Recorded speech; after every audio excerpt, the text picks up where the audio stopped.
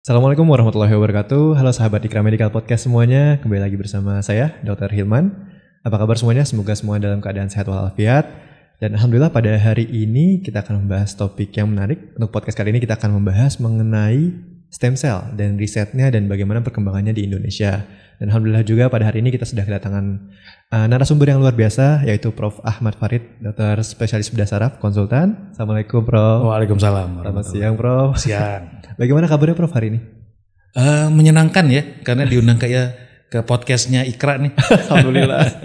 Alamin. Prof, mungkin sebelum kita mulai boleh cerita sedikit Prof tentang kesibukan keseharian Prof selama ini di mana aja prakteknya dan bagaimana Prof? Oh gitu ya. Oke. Jadi saya sebetulnya pekerjaan di KTP mah dosen ya. Pengajar gitu ya. Kebetulan saya mendedikasikan keseharian saya untuk mengajar di Fakultas Kedokteran Universitas Padjadjaran ya. Departemennya di bedah saraf, dan saya kalau keseharian gitu sekarang di Rumah Sakit Unpad di Jatinangor. Tapi untuk private-nya saya di Bandung Timur gitu. Oh, tempat tinggalnya Prof ya. Betul, dekat tempat tinggal. Terus barangkali sekarang sedang melakukan penelitian riset-riset gitu Prof, yang sedang Prof lakukan mungkin Prof? Iya, sebetulnya karena saya guru besar di fakultas begitu ya. Kalau untuk proyek-proyek S2, S3 memang kita biasanya ada penugasan begitu ya. Ya Prof. Sebagian besar sih terkait tentang kesehatan, bedah saraf atau ilmu sel, biologi, penelitian ya. Tapi yang sebetulnya kita sedang kawal itu adalah uji klinik, penelitian uji klinik. Ada beberapa yang terkait tentang safety efficacy pemberian stem cell lah begitu. Oh iya Prof. Ya. Mungkin terkait dengan stem cell ini bahasa mengenai superficial dulu ya Prof ya. Boleh. Dari mungkin bisa dijelaskan Prof, stem cell itu apa sih Prof? Stem cell ya. Jadi stem cell itu sebetulnya by kriteria ya. Dia adalah sel yang mampu pada satu fase membelah menjadi diri dia sendiri, atau pada fase lain saat dia dibutuhkan dia menjadi sel yang lebih matur gitu ya, berdiferensiasi menjadi sel yang diharapkan tubuh untuk dia ciptakan, begitu ya. Jadi itu kriteria sederhananya. Apa itu implementasi klinisnya? Dia bisa kita simpan sebagai stok dalam jangka lama, dia tetap menjadi stem cell, atau pada saat kita perlukan, kita bisa menjadikan dia sel yang kita inginkan. Kita taruh di otak jadi sel otak, kita taruh di tulang jadi sel tulang, kita taruh di jantung jadi sel jantung begitu. Jadi nilai potensinya itu yang saat ini sedang kita optimalkan untuk sebagai terapi alternatif gitu ya, terapi untuk jenis-jenis penyakit yang selama ini sulit untuk kita sembuhkan dengan teknik atau metodologi konvensional. Sih. Dan tadi Prof berarti untuk stem cell ini pun jenisnya juga banyak ya Prof? Betul ya. Jadi stem cell itu sebetulnya ilmu kecil, ilmu besarnya adalah ilmu sel, sel biology itu besarnya ya. Dan ini memang kita nggak bisa generalisir. Generalisir dalam arti pengertian dasar terhadap stem cell dan perkembangannya, tetapi pada saat kita berbicara tentang hal yang spesifik terhadap terapinya, kita harus ngomongnya lebih ke arah penyakitnya apa dan organnya apa begitu. Karena tiap penyakit akan memiliki pendekatan yang berbeda terhadap jenis dan sistem delivery stem cell yang akan diberikan. Dan akan menyesuaikan juga dengan clinical trial yang ada ya Prof ya? Betul, clinical trial itu sebetulnya dengan tujuan untuk melihat, mentranslate penelitian ilmu dasar yang telah dilakukan sebelumnya ke ranah klinis, from bench to bedside istilah kita ya. Prof. Kemudian memastikan safety dan efekasinya terhadap kasus-kasus yang spesifik kita akan lakukan terapi. Jadi stem cell itu it's not a silver bullet gitu loh. Satu untuk semuanya bisa, enggak. Dia sel yang spesifik untuk jenis penyakit yang spesifik. Gitu.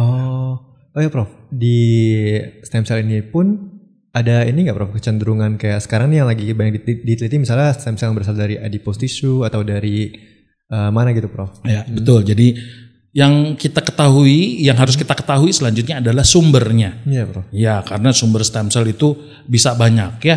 Kita bisa ambil dari lemak begitu ya, lipoaspirate itu kadang-kadang kita bisa ambil stem cellnya, atau dari bone marrow, ya, dari pupa gigi itu bisa, dari plasenta. Nah, kalau plasenta banyak tuh, dari amnionnya, dari chorionnya, umbilical cord bloodnya, Wharton's gelnya begitu. Jadi selain sumber yang bisa kita ambil untuk dijadikan jenis stem cell tertentu, tapi kita juga harus tahu nanti industri akan melihat bagaimana cara memperbanyaknya yang paling cepat begitu.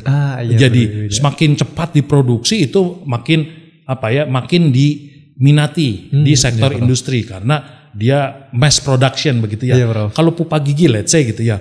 Itu kan barangnya kecil ya, sedikit. Mungkin kalau dari dia untuk dia autolog gitu ya, oke, diperbanyaknya juga dalam waktu lama itu ya, nggak bisa ujuk-ujuk cepat jadi banyak. Jadi untuk jenis-jenis tertentu bisa untuk diri dia sendiri, tapi untuk beberapa sumber tertentu bisa dipakai sebagai banking stem cell gitu. Ya di store. Betul, di samping jenisnya, tapi kita harus lihat pengambilannya sendiri. Perlu effort yang lebih atau tidak begitu. Oh baik Prof. Dan Prof kalau misalnya contohnya itu biasanya untuk apa ya Prof? Jadi stem cell ini untuk biasanya untuk penyakit seperti apa gitu Prof? Dalam praktiknya Prof? Kalau kita ngomong penyakit sih harus spesifik ya. Tapi saya ambil gambaran yang besar aja ya. Iya Prof. Gambaran yang besar itu yang kita lakukan pada saat COVID. Ya pada saat COVID itu kan semua permasalahannya di reaksi tubuh yang berlebihan ya, cytokine storm di paru-paru begitu ya. Nah pada saat itu kita berpikir sel apa sih yang bisa masuk ke sana meredakan semua proses inflamasi yang sebetulnya baik untuk tubuh tetapi dia berlebihan begitu ya. Jadi saat itu yang dipergunakan adalah stem cell yang dari placenta, umbilical cord ya, mesenchymal ya, mesenchymal stem cell. Kenapa? Saat itu karena dia diproduksinya mudah. Kalau kita ngomong zaman dulu mah placenta mah dibawa pulang ya sama ibunya dikubur gitu. Tapi kalau sekarang modern enggak. Dia ibu-ibu milenial ini cuma ngambil 10 sentian gitu ya, darinya digunting, dimasukin kasa terus simpan bawa pulang buat kenangan. Sisanya ditinggal di rumah sakit begitu ya. Rumah sakit itu kan enggak semuanya bisa mengolah stem cell ya. Jadi kadang-kadang dia terbuang jadi limbah rumah sakit. Kenapa ditaruh di rumah sakit, di klinik bersalin, nanti banyak tikus, banyak kucing gitu ya, atau dia harus dikubur ya. Nguburnya juga hektaran gitu ya karena banyak. Jadi industri melirik itu sebagai hospital waste yang sebetulnya kalau dia diolah akan menghasilkan potensi penyembuhan yang luar biasa. Nah, karena hal itu akhirnya luas dipergunakan mesenchymal stem cell yang di banking pada saat diperlukan. Let's say pada saat itu banyak kasus COVID, kita memberikannya di uji klinik, clinical trial, salah satu site-nya di FK Unpad Hasan Sadikin. Kita berikan 3 siklus dengan kita hitung per kilogram berat badan. Yang ready to use mesenchymal stem cell. Sudah ada, kita tinggal bangunkan, kita perbanyak, kita berikan. Dan hasilnya kita sudah publish gitu ya. Sangat baik, safety efficacy yang tadinya dia ventilator jadi tidak ventilator kemudian membaik. Nah, jadi itu beberapa contoh dan itu menurut saya yang membooster penelitian stem cell from bench to bedside yang saat ini kita kembangkan copy paste dari success story-nya pada saat terjadinya COVID gitu. Jadi kadang-kadang kita lihat itu sebagai berkah ya. Memang pada saat itu kita kukulutus gitu ya, menggerutu ini kenapa itu ya. Tetapi hikmahnya adalah itu membuka kotak Pandora kita untuk lebih banyak meneliti tentang kemanfaatan sel terapi pada jenis-jenis penyakit tertentu. Jadi berkembang pesatnya waktu era tersebut. Betul. Ya, Prof? Kalau menurut saya ya, di booster dari banyaknya klinisi yang mulai aware bahwa harus dilakukan pembuktian, kemudian dari regulasi pemerintah dan Kementerian Kesehatan yang mendorong semua penelitian-penelitian ilmu dasar tentang mekanisme, tentang apa yang terjadi di luar untuk diabsorb dan diaplikasikan.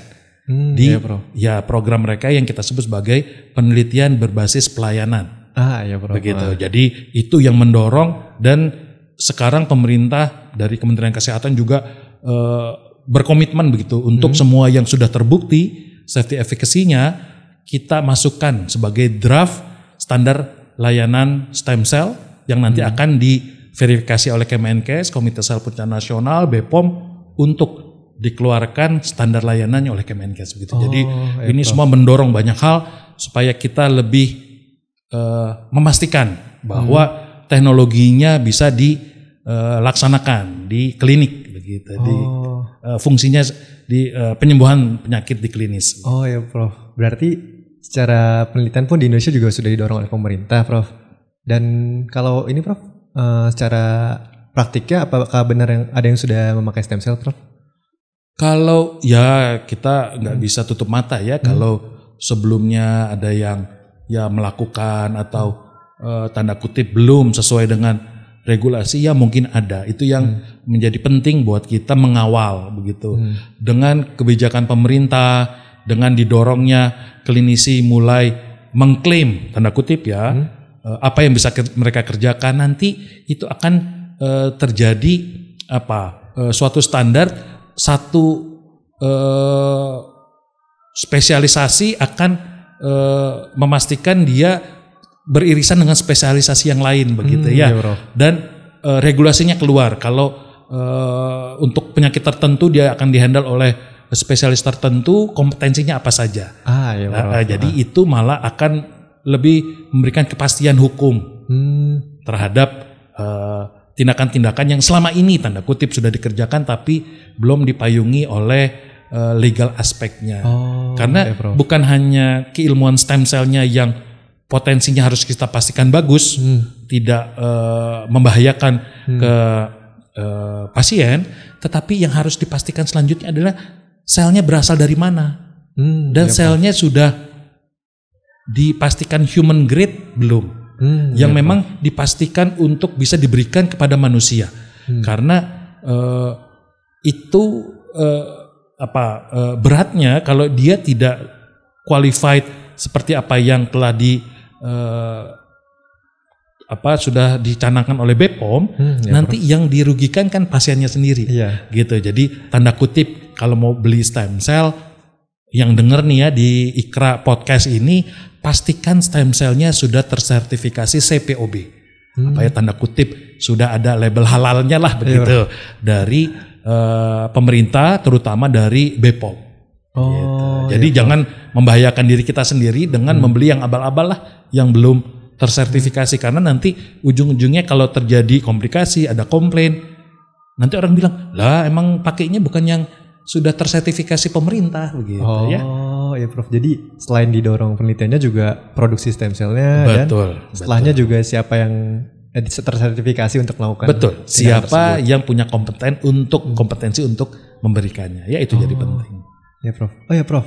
Bicara tentang mungkin mekanisme stem cell ini, Prof. Kan tadi sempat kita mention kalau misalnya dia bisa menggandakan dirinya atau jadi sel yang kita mau, Prof. Betul. Selain itu di tindakan penanaman stem cell itu, Prof, apakah dia bisa men-trigger proses lain juga, Prof, untuk menangani penyakit pasien tersebut gitu, Prof? Iya, betul. Jadi selanjutnya setelah kita tahu ilmu dasarnya, stem cell ternyata dia bisa bermultiplikasi begitu ya, menjadi sel matur. Nanti kita harus ngomong by disease. Penyakitnya apa sih? Penyakit tersebut terjadi karena apa? Let's say ya, saya ambil contoh yang lebih real ya, biar kebayang. Kita ngomong stroke deh gitu ya. Stroke infarct ya di kepala. Begitu ada sumbatan daerah tertentu di kepala itu, dia akan hipoksik, kurang oksigennya, mati. Nanti matinya jeleknya di otak itu kita sebut dengan gliosis, matinya ngajak-ngajak. Nanti tambah besar tuh. Yang tadinya titiknya cuma sedikit jadi tambah besar. Nah, titik yang mati yang hipoksik itu pinggirnya ada sel-sel yang sekarat. Bentar lagi mati gitu ya. Itu kita sebut dengan penumbra. Ya mungkin teman-teman neurologi paham ini ya. Tapi saya bahasakan biar agak mudah ya. Karena dia selnya sekarat, gimana caranya? Kita harus reperfusi kan ya. Kita perbaiki microenvironment-nya di dalam situ. Ya, kita sedang ada uji klinik untuk stroke subakut gitu ya. Uji kliniknya sendiri udah hampir selesai, kita sudah hampir punya 20 kasus gitu ya. Kita hanya perlu sedikit lagi untuk kontrol. Tujuannya pemberian stem cell, dan stem cellnya bukan stem cell otak ya, bukan neural stem cell. Stem cell yang kita berikan itu neural mesenchymal stem cell. Mesenchymal stem cell nggak akan menjadi sel neuron karena pembentukannya tadi ya. Dia kita masukkan ke sana dengan teknik stereotaktik gitu ya. Karena kebetulan saya bedah saraf ya, jadi saya memilih teknik direct delivery, bukan infus ya. Saya berikan di daerah penumbra, yang tadi tuh daerah yang sekarat, di daerah yang dekat subventricle zone. Gitu. Kenapa spesifik banget? Karena kita tahu dari penelitian di ilmu dasar sebelumnya dan sudah dibuktikan dengan imaging bahwa di dekat ventricle, di subventricle zone itu ada sel original neural stem cell manusia yang memang sama Tuhan gitu, sama Allah sudah diciptakan untuk stay sampai kita tua. Tetapi tempatnya deep seated dan sedikit. Dengan kita berikan rangsangan, lingkungannya kita perbaiki dengan mesenchymal, si mesenchymal juga punya chemoattractant untuk manggil sel yang residif yang ada di dalam itu untuk datang ke tempat dia.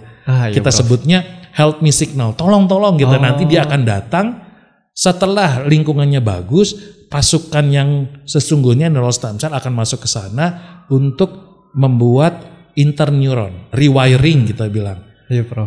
Kok bisa tahu? Nanti kita lihat klinisnya. Yang tadinya mukanya lumpuh sebelah, ya lidahnya mencong, tangannya nggak bisa gerak, kakinya nggak bisa ngangkat. Ada nggak perbaikan klinis? Jadi secara objektif kita melihatnya dari klinis, tanda-tanda klinis dengan scoring begitu ya. Kemudian dari imaging nanti kita lihat yang tadinya hipoksiknya luas, apakah mengecil? Begitu. Jadi teknik-teknik seperti ini nanti kalau hasilnya baik, kita mohonkan ke Depkes dengan evidence base. Ternyata ada manfaatnya ya. Mungkin nggak sembuh 100%, tidak mungkin. Tetapi kalaupun itu ada manfaatnya, tidak merugikan pasien, nanti itu akan disahkan oleh pemerintah sebagai standar layanan setelahnya begitu. Jadi pilihan terapi. Betul, pilihan terapi. Apakah itu satu-satunya? Tidak. Ini mah ajuvan, tambahan.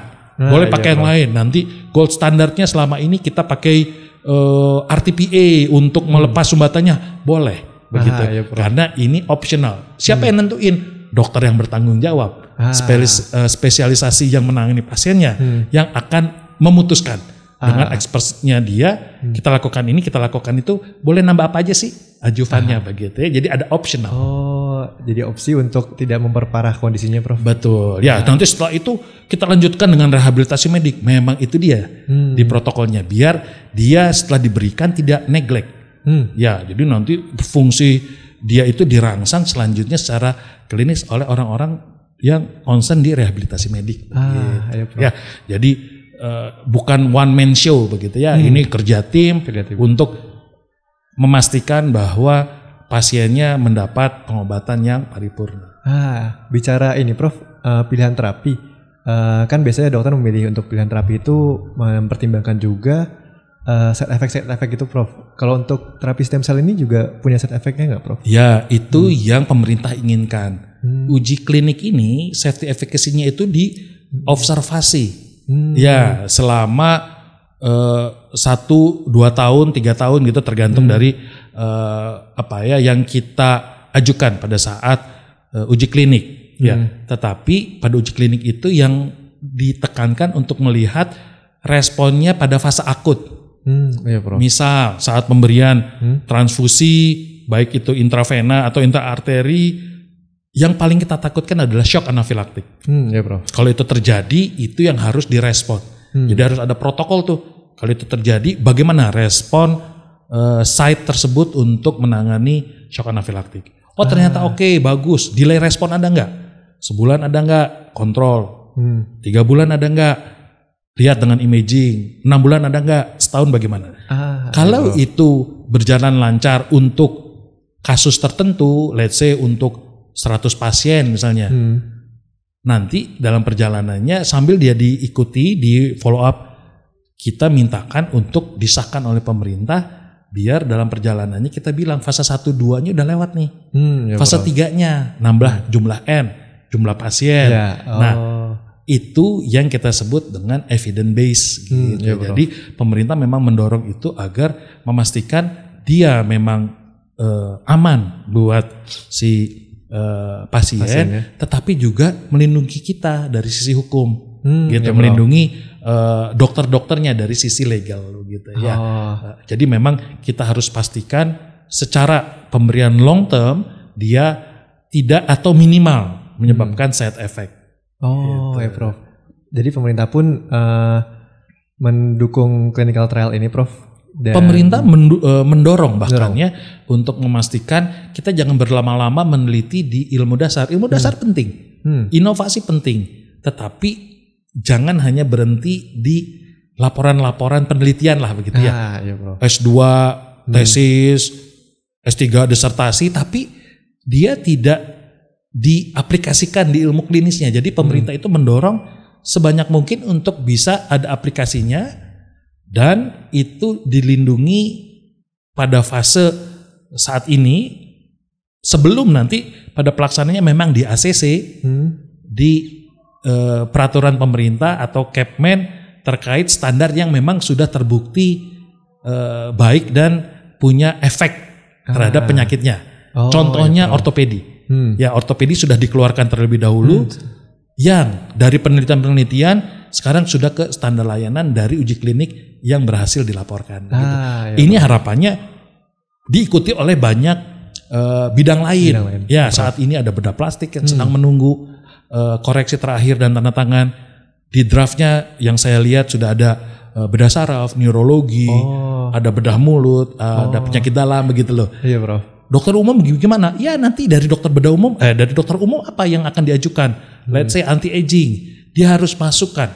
Ya, kolegiumnya atau orang keseminatan di anti-aging memasukkan draftnya ke Komite Sel Punca Nasional untuk kita pelajari, kemudian dalam pelaksanaan kita kawal sampai terjadi produk undang-undangnya atau aturan yang memperbolehkan ini untuk dilakukan. Siapa yang boleh melakukan kalau itu disetujui nanti begitu. Oh iya Prof. Iya. Dan Prof, dari perkembangan tersebut yang masalah yang mungkin Prof lihat apa Prof? Jadi dalam perkembangan riset stem cell ini Prof? Dalam perkembangannya ya, jadi sebetulnya dalam perkembangannya itu yang harus kita kawal bersama adalah bagaimana pemahaman ya tentang stem cell, aplikasi klinisnya, siapa yang boleh melakukan adalah bagaimana dokter-dokter umum, dokter-dokter spesialis memahami ini begitu loh.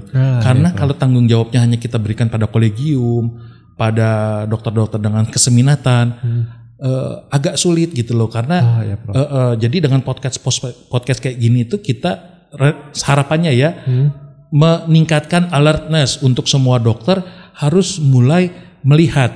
Kalau kita tidak kawal nanti orang yang nggak punya kompetensi, yang nggak paham melakukan ini kan lebih bahaya begitu ya. Jadi saya sih kalau di Fakultas Kedokteran Unpad sendiri di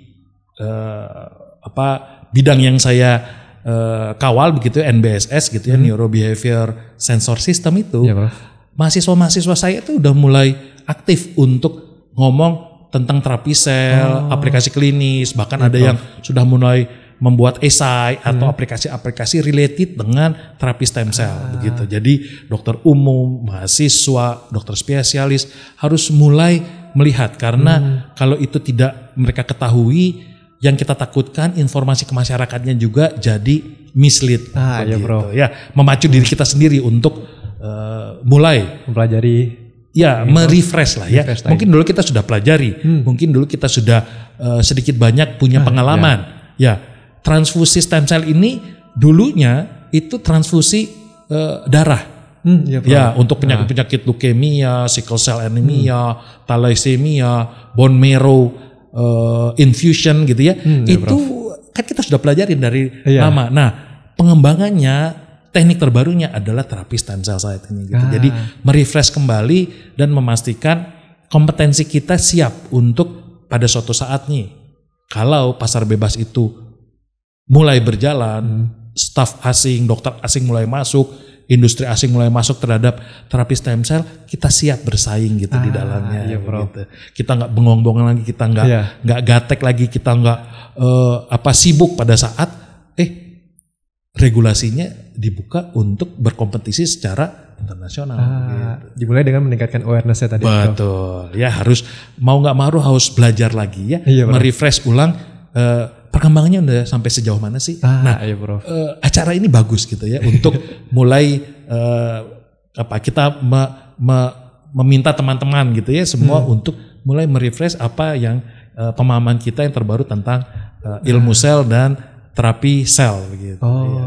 Prof, kalau yang Prof lihat nih Prof perkirakan kira-kira perkembangan ilmu pengetahuan ini mungkin kita hitung 5-10 tahun ke depan di Indonesia ini bagaimana Prof terkait stem cell ini Prof? Ya kalau kita ngomong stem cell ya secara keilmuan ya mungkin kita udah 10-15 tahun ketinggalan karena ilmu stem cell tuh sekarang udah sangat pesat berkembang begitu ya. Iya Prof. Sekarang kalau stem cell itu kan sel tubuh kita ya belum di otak-atik gitu ya. Iya. Yang terbaru itu ada yang kita sebut IPS, Induced Pluripotent Stem Cell.